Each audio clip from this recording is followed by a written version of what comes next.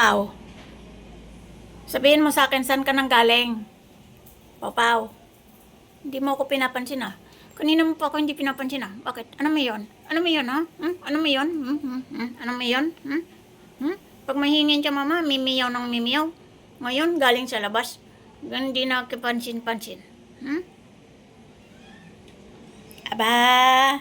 Aba, pasikat ah. Oh, mahulog ka. Mahulog ka. Pasikat yan eh. Machichitlip na pala yan. Mag-iitlip na pala yan. Pag araw itlip yan. Pag gabi active, mimiyaw ng mimiyaw. Mimiyaw yan. Eh, mimiyaw yan. Mimiyaw yan. Huwag mo akong kalmutin. Kakagupit ko lang ng kuko niya, guys. Pero yung ipin naman niya, ginagamit niya pag bulang kuko. Sige, kagatin mo si mama. Wala ka ng mama. Sige, kagatin mo si mama. Wala ka ng mama. Kulit-kulit mo ha. Saan si ate? Umalis si ate, iniwan ka. Gumala si ate, iniwan ikaw. Kulit ka eh. Kulit ikaw eh.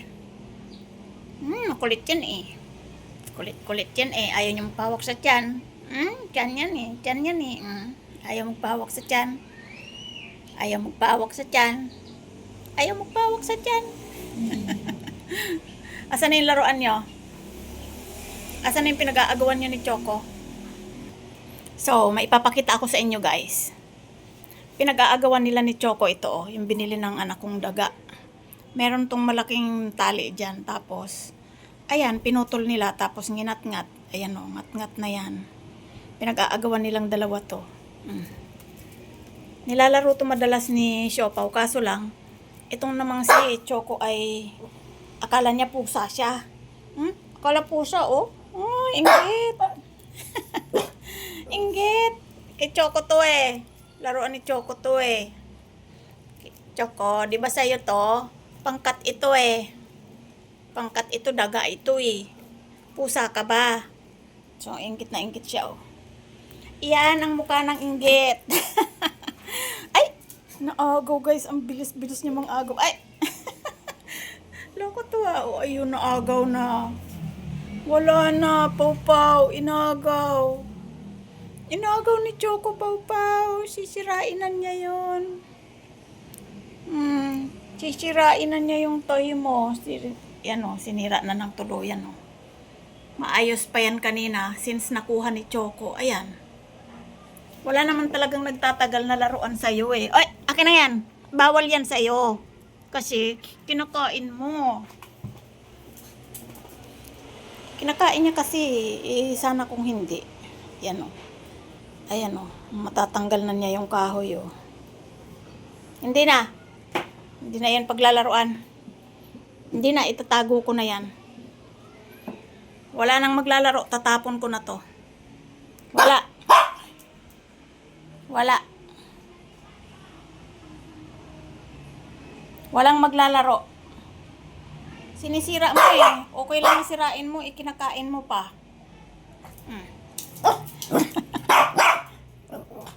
Wala. Yung mga ball mo doon, yun ang kunin mo. Dami mong laruan eh. Talagang ang gusto mo yung laruan ni Siopaw. Kawawa si Siopaw sa'yo, wala nang laruan na sarili. Yan, gutay-gutay na. Kinakain mo kasi. Kasi itong guys, gawa to sa parang abaka. Kinakain niya. Kawawa si Choco sa'yo, walang laruan na sarili. Puro sira-sira.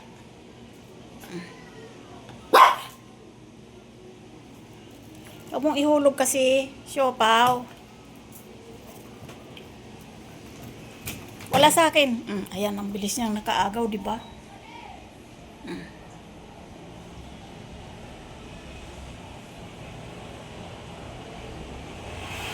Tapos hahanapin niya yung part na kahoy. Akin na yan. Akin na. Akin na. Ya. Nga. Bawal yan. Akin na. Bawal. Bawal.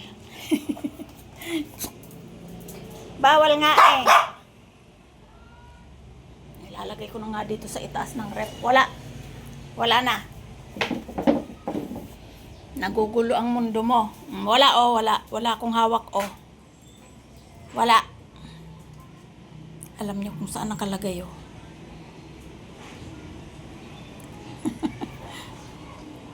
Matulog ka. Si Siopaw oh, matutulog na. Dito na naman siya sa taas ng mesa. Papaw, huwag ka nang maglaro ah. Inaagaw ni Choco eh. Kinakain niya eh. Kinakain niya eh. Bawal eh. Bawal kumain niyang mga tali-tali. Kahit abaka pa yan. Bawal. Bawal. Pau, bawal. Tingnan ko nga yan kung palitan na yung collar mo. Ba't ka nangangagat? Ba't nangangagat? Ba't nangangagat? Salbahe ka talaga. Ano naman yan? Bubuksan mo na naman yan. Ayan si Choco guys. Tumigil na siya. Tim. Huwag mo yan buksan.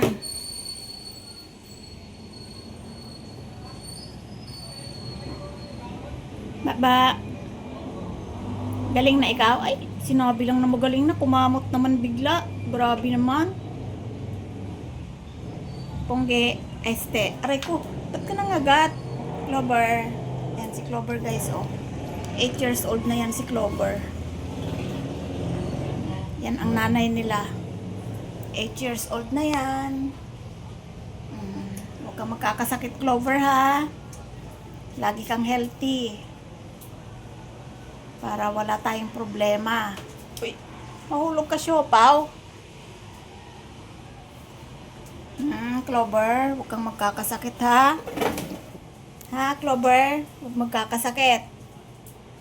8 years old na yan si Clover guys. Tanda na. Pero malakas pang kumain yan. Kahit na medyo mahina siya sa kibol. Yung mga dry food, mahina siya doon. Gusto niya yung wet lang. Kasi siguro sa ngipin din. Kaya hindi ko na siya masyadong binibigyan ng kibol. Yung dry food, wet na lang. Para hindi naman siya nahihirapang kumain. Yun lang ang napansin ko guys. Kapag ang aso ay medyo mga 8 years old na ganyan. Mahina na silang kumain, sobrang hinhin ng kumain. Hindi ko alam kung sa ngipin ba o ano. Pero malakas silang kumain, mabagal lang. Mabagal lang silang kumain. Haba! Si Haba guys ay, ang pangalan niya talaga Haba. Pero kapag nilalambing, Habangbang, Bangbang, Ba, kung ano-ano lang ang nagiging palayaw niya, kaya ganon. Pero si Clover talaga. Clover. Lagi siyang nakaupo. Kala niya may treats. Haba! Shh! Yang paa mo na naman na punteriya mo ha. Linis ka ng linis. Di ka naman bumababa eh. Yun. Ito namang si Itim guys. Yan. Yan si Itim. Tim. Minsan natatawag namin ang Tim. Itim. Kadalasan Tim. Pero itim talaga siya. Kaya naman itim ang pangalan niya. Kasi nung ipinanganak siya ay lahat ng balahibo niya ay maitim. Wala yung mga spot na yan na white. Wala rin yung brown na yan. Talagang lahat maitim. Pero nung lumaki, ayan, nagkaroon ng mga pagbabago. Yung paan niya, ang may ibang kulay lang nung tuta siya. Kulay puti. Kala mo nakasapatos. Yun. Ang cute na nun. Pero ngayon damulag na. Acute na. So yun, ang kwento. Kaya ganyan ang mga pangalan nila kasi ang mga pangalan nila ay depende kung ano sila inilabas. Katulad ni Itim ang pangalan niya. Ito lang na si Haba naman, ayan si Haba. Kaya naman siya Haba dahil nung ipinanganak siya ay pahaba talaga ang size niya ay pinakamahaba sa magkakapatid. Kaya ang pangalan niya ay Haba. Ito namang si Punggok. Asan ba yun si Punggok? Natulog na naman sa kulungan. Punggi! Si Punggok naman guys, kaya Punggok ang pangalan niya. Kasi siya ang pinaka-punggok sa lahat. Kumbaga, maliit na, Yung size niya maigsi, ganun. Kaya Punggok ang pangalan niya. Yan. Ayan naman si Clover. Talagang Clover na ang pangalan niya since inampon namin yan. Si Punggok guys ay pinaampon lang sa akin ng boss ko. Hindi ko natanggihan kasi boss nga, 'di ba? Syempre nakikisama ka. Ang aso daw niya ay 28 na. So nanganak pa yung dalawa. So magiging ilan na 'yon? Sabi niya, sa'yo ko na lang ipapaampon kasi maalaga ka sa aso. Kasi lagi kong pinakinikwento sa kanya noon ang alaga kong si Axel. Tapos may mga picture, ganyan. So, sa akin niya pinaampon ito, hindi ko na natanggihan kasi naawa naman ako kasi nga sabi niya baka daw pag inampon ng iba ay hindi alagaan. Kasi nga tingnan mo, aspin na aspin ang itsura niya. Mostly naman daw ng tao, ang gusto ay may breed. So, kinuha ko siya. Ayan. Nung bagong ampon ko yan si Clover guys, siguro mga 4 months siya nun. Kahit ano lang ibigay mo, talagang kakainin niya. Yung kanin, lagyan mo ng tubig, kakainin niya yun. Pero ngayon, choosy na. Clover, ano yung ginagawa mo ha? Ngayon, choosy na yan. Di na yan kumakain ng basta-basta. Yan. Ayan. Yung mga anak niya, oh. Ayan si Itim. Yun ang kwento ko guys, kung bakit dumami ang aso ko. Ren. Kasi nga, ang aso ko dati ay si Axel lang. Kasi nga, iniwan lang din yun sa akin ng pinsan ko. Hindi na binalikan kasi wala daw mag-aalaga. May nagpaampun na naman, di na naman natanggihan. Kaya ayun, babae pala. Hindi ko naman alam na babae pala. Kaya ayun, dumami tuloy sila. Yan din ang dahilan kung bakit dumami ang aking aso. Hindi ko akalain na mangyayari yun kasi nung nag-inhit si Axel, itinali ko siya sa dulo. Doon sa may labahan. Nung itinali ko siya sa dulo, para siyang nababaliw guys. Gusto talaga niyang dambahin si Axel. Ay si Clover. So, nung nangyari yon, itinali ko naman ngayon si Clover sa kabilang dulo. Diyan oh. Wala pa yung kulungan na yan. Wala pang mga balde-balde dyan. Kasi ngayon nawawala na ng tubig. Kaya nagbalde na ako dyan eh. Nung nangyari yon, nakatali sila both dulo. Nagpang-abot. Hindi ko alam na basta nagpang-abot, dulo-dulo na nga yung tali. Ayun, nabuo yan.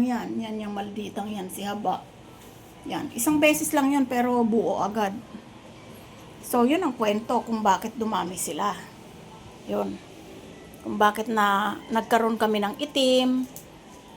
Tapos ito namang si Choco, ang aking Shih Tzu ay binigay naman ng kaibigan ko kasi marami na silang Shih Tzu. Hindi na rin maalagaan. Basta, ang mga aso ko guys ay ang kwento, hindi na maalagaan. Hindi na maalagaan ng mga may-ari, kaya napunta sa akin. So, yun lang naman ang share ko sa inyo ngayon, bakit dumami ang aso ko. Yan, pangalawang serye na to. Kasi maraming nagtatanong, ba't ang dami-dami mong aso? Ganarn.